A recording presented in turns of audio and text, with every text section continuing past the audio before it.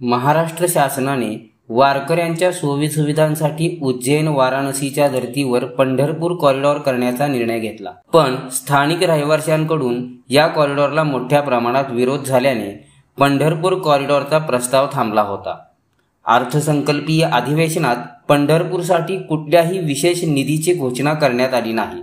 त्यामुळे पंढरपूर कॉरिडॉर होणार की नाही याबद्दल चर्चा सुरू झाल्या होत्या। पण लवकरच केंद्र व राज्य शासनाकडून पंढरपूर कॉरिडॉरसाठी विशेष निधीची तरतूद करण्यात येणार आहे।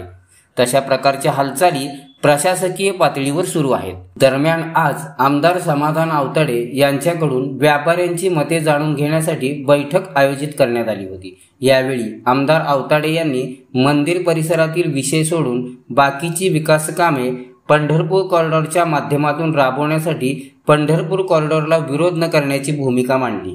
प्रशासनाने 2 ते 3 आराखडे तयार केले आहेत, पण यातील अंतिम आराखडा अजून तयार झाला नाही असेही त्यांनी सांगितले।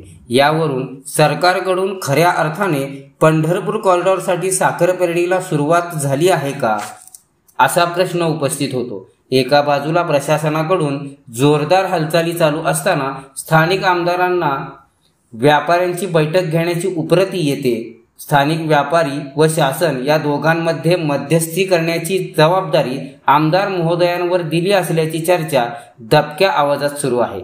आता स्थानिक रहिवासी, व्यापारी व शासन यांच्यात समेट घडवण्यात आमदार आवताडे कितपत यशस्वी होतात हे बघणे औचित्याचे असेल।